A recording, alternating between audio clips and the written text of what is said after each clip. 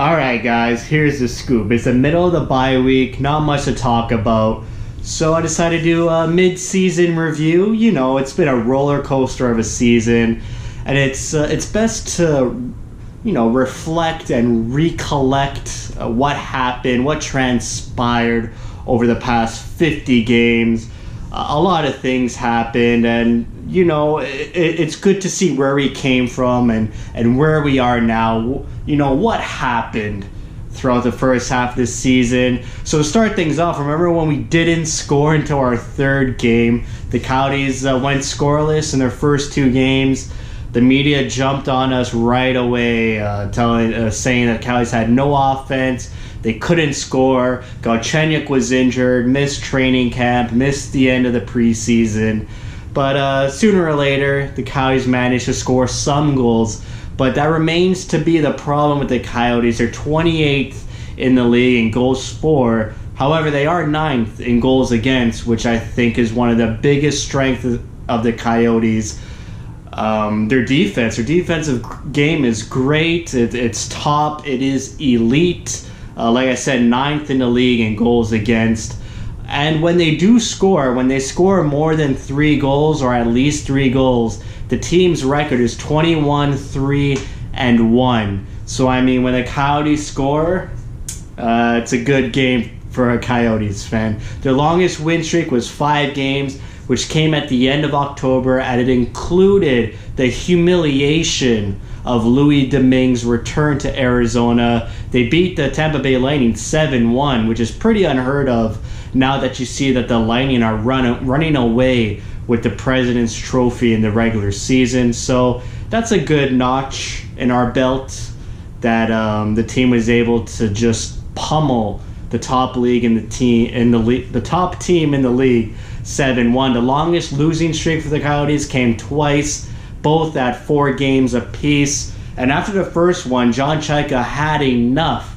Right after the 4th loss in a row against Calgary at home, John Chayka makes a trade. He trades Dylan Strome and Brendan Perlini for Nick Schmaltz, which I think is one of Chayka's greatest moves as a Coyotes GM. I know there's a lot to pick from, but I think Nick Schmaltz really complements what John Chayka is trying to build. He's an offensive guy, Nick Schmaltz is. He scores. He's a great playmaker, great complementary player with Clayton Keller.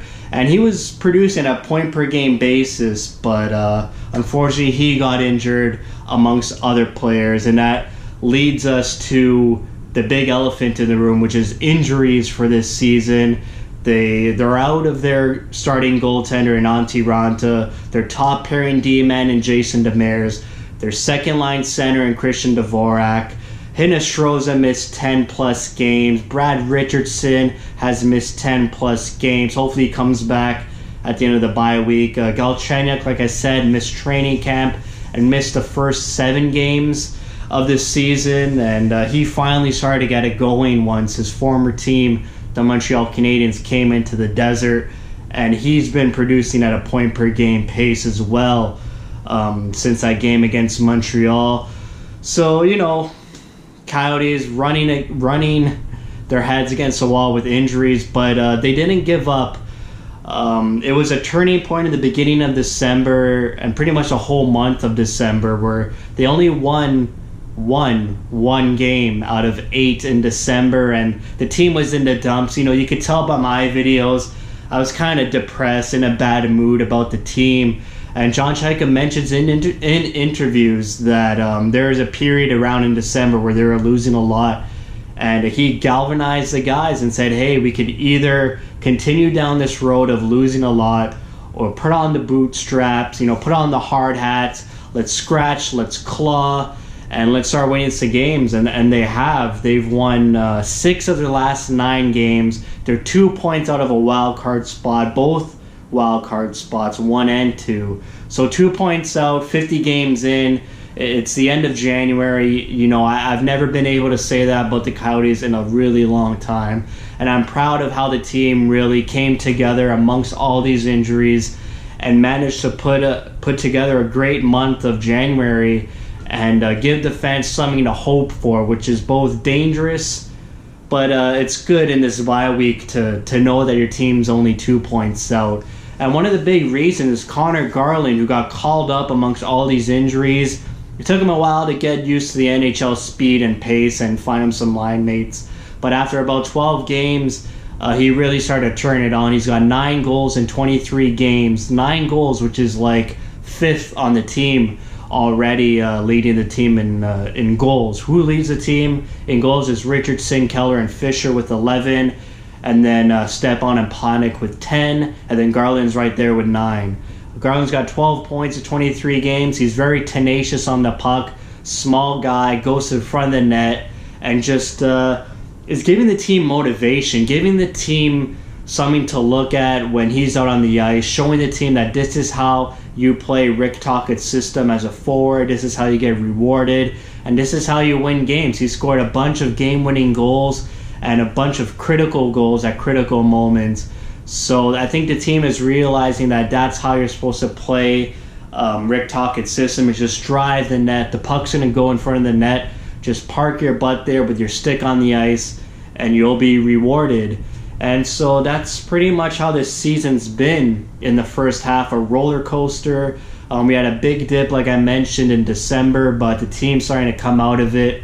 And hopefully we get some healthy bodies at the end of this bye week. We're hearing that Richardson, Dvorak, and Grabner may be starting to practice after the bye week. So that's great news. And if those 3 guys could come in, that bolsters our penalty kill, adds more speed and depth scoring to the team.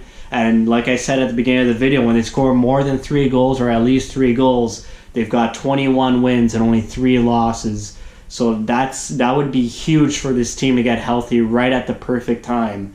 And the second half is the second half of the season. Remember last year, the rapid speed of the Coyotes last half of last season, where they were on such a point per game basis, where they would have been a playoff team if they managed to keep that pace throughout the whole season. So it's the second half of the season. Tocchet's team, usually, we only have one season to look at, but usually Tocchet's team really comes to its own in the second half and starts to pick up a huge amount of points at a high rate. So hopefully that continues this year, and we start to see some really meaningful games at the end of February and in the middle of March. So that's it for me. I give this team a B- so far. It's a B-, not an A. Some room for improvement, but I'm excited to see how they come out of this bye week, and I'm sure you all are as well. So that's it for me. Thank you for watching. Thank you for your support.